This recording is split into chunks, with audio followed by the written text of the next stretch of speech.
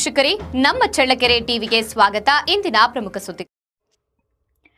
ಚಿತ್ರದುರ್ಗ ತಾಲೂಕಿನ ಚಳ್ಳಕೆರೆ ವಿಧಾನಸಭಾ ಕ್ಷೇತ್ರದ ಹಿರೇಕಬ್ಬಿಗೆರೆ ಗ್ರಾಮಕ್ಕೆ ಜೆಡಿಎಸ್ ಮುಖಂಡ ಎಂ ರವೀಶ್ ಕುಮಾರ್ ಭೇಟಿ ನೀಡಿ ಗ್ರಾಮಸ್ಥರು, ಪೋಷಕರು ಹಾಗೂ ಎಸ್ಡಿಎಂಸಿ ಸದಸ್ಯರೊಂದಿಗೆ ಸಭೆ ನಡೆಸಿದ್ದಾರೆ.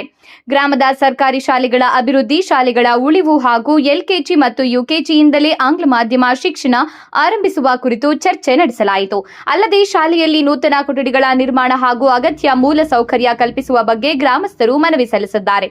ಈ ಕುರಿತು ಪ್ರತಿಕ್ರಿಯಿಸಿದ ಎಂ ರವೀಶ್ ಕುಮಾರ್, ಸಂಸದರೊಂದಿಗೆ ಚರ್ಚಿಸಿ ಅಗತ್ಯ ಕ್ರಮ ಕೈಗೊಳ್ಳಲಾಗುವುದು. ಗ್ರಾಮೀಣ ಭಾಗದ ಮಕ್ಕಳಿಗೆ ಗುಣಮಟ್ಟದ ಶಿಕ್ಷಣ ದೊರೆಯುವಂತೆ ಹಾಗೂ ಪೂರ್ವ ಪ್ರಾಥಮಿಕ ಶಿಕ್ಷಣಕ್ಕೆ ಹೆಚ್ಚಿನ ಒತ್ತು ನೀಡುವ ನಿಟ್ಟಿನಲ್ಲಿ ಪ್ರಾಮಾಣಿಕ ಪ್ರಯತ್ನ ಮಾಡಲಾಗುವುದು ಎಂದು ಭರವಸೆ ನೀಡಿದ್ದಾರೆ. ಕಳೆದ 1 ವರ್ಷದಿಂದ ನಿರಂತರವಾಗಿ ಕ್ಷೇತ್ರ ಪ್ರವಾಸ ಕೈಗೊಂಡು ಜನರ ಸಮಸ್ಯೆಗಳಿಗೆ ಸ್ಥಳದಲ್ಲೇ ಸ್ಪಂದಿಸುತ್ತಿರುವ ಅವರು ಜನರೊಂದಿಗೆ ನಿಕಟ ಸಂಪರ್ಕ ಹೊಂದಿರುವ ನಾಯಕರಾಗಿ ಗುರುತಿಸಿಕೊಂಡಿದ್ದಾರೆ. ಕ್ಷೇತ್ರದ ವಿವಿಧ ಗ್ರಾಮಗಳಿಗೆ ಭೇಟಿ ನೀಡಿ ಜನರ ಅಹವಾಲುಗಳನ್ನು ಆಲಿಸುತ್ತಿದ್ದು ಸಮಸ್ಯೆಗಳ ಪರಿಹಾರಕ್ಕೆ ಮುಂದಾಗುತ್ತಿದ್ದಾರೆ. ಕಳೆದ 2 ವಿಧಾನಸಭಾ ಚುನಾವಣೆಯಲ್ಲಿ ಕಡಿಮೆ ಮತಗಳ ಅಂತರದಿಂದ ಪರಾಭವಗೊಂಡಿದ್ದರೂ ಕ್ಷೇತ್ರದಲ್ಲಿ ಸಕ್ರಿಯವಾಗಿ ಜನಸಂಪರ್ಕ ನಡೆಸುತ್ತಿರುವ ಯುವ ನಾಯಕ ಎಂ ರವೀಶ್ ಕುಮಾರ್ ಅವರಿಗೆ ಮತದಾರರ ಬೆಂಬಲ ಹೆಚ್ಚು ಇರುವುದನ್ನ ನಾವು ಕಾಣಬಹುದಾಗಿದೆ.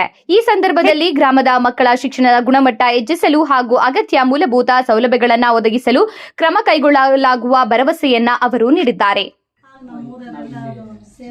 ನಮ್ಮ ಸ್ಕೂಲಿನ ಅಧ್ಯಕ್ಷತೆ ಸೇರಿ ನಾವು ನಮ್ಮ ಶಾಲೆಗೆ ನಾವು ಕಾನ್ವೆಂಟ್ ತಗೊಂಡ್ಬರ್ಬೇಕು ನಮ್ಮ ಊರಿಗೆ ಅಂತ ಹೇಳ್ಬಿಟ್ಟು ಇಲ್ಲಿಗೆ ಹೆಚ್ಚಿಗೆ 1 ತಿಂಗಳು 2 ತಿಂಗಳಿಂದ ತುಂಬಾ ಹೋರಾಟ ಮಾಡಿದ್ರು.